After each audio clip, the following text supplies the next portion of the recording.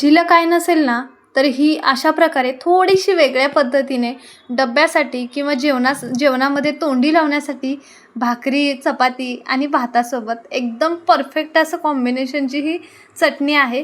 ती कशी करायची ते बघूया. नमस्कार, टेस्ट आणि बेस्टमध्ये तुम्हा सर्वांचं स्वागत आहे. तर सर्वात आधी मोठ्या आकाराचं जे मिक्सरचं जार येतं ते घेतलेलं आहे. 4 टोमॅटो घेतलेले आहेत मीडियम साईजचे. थोडेसे बारीक चिरून घ्यायचे, धुवून बारीक चिरायचे. 4 टोमॅटोसाठी 4 कांद्याचा वापर केला आहे. तुम्हाला हवा असेल तर कमी जास्त करू शकता. आता याच्यामध्येच 2 हिरवी मिरची टाकते. अशा प्रकारे तुकडे करून टाकायच्यात. लसूण घेतला आहे 7 ते 8 पाकळ्या. थोडंसं ठेचून घेतलं आहे म्हणजे आपल्याला जाडसर वाटायचे तर लसूण व्यवस्थित बारीक व्हावा म्हणून. कोथिंबीर घेतली अर्धी वाटी, स्वच्छ धुवून बारीक चिरून. त्यातली थोडीशी यामध्ये टाकते. अर्धा चमचा मीठ, अगदी थोडीशी हळद टाकूया. 1 चमचा लाल तिखट चवीनुसार. मिक्सरचं जारचं टोपण लावायचं आहे. बंद चालू करून जाडसर असं वाटून घ्यायचं आहे. कंटिन्यू बारीक करायचं नाही आहे, फक्त बंद चालू करून मिक्सर अशा प्रकारे जाडसर असं वाटून घेतलेलं आहे. तर बघू शकता.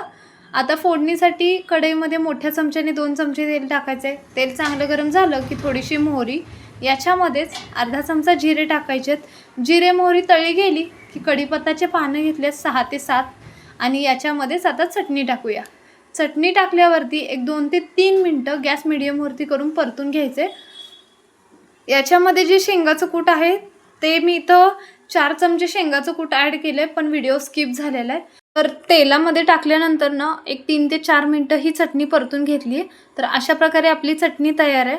तुम्ही कशा प्रकारे तयार करतात किंवा तुम्ही कशा प्रकारे बनवतात ते कमेंट बॉक्समध्ये पण नक्की सांगा. व्हिडिओ जर आवडला तर नक्की चॅनल लाईक, शेअर आणि सबस्क्राईब करा. अशा प्रकारे आपली टोमॅटोची अगदी साध्या सोप्या पद्धतीने चटणी तयार आहे.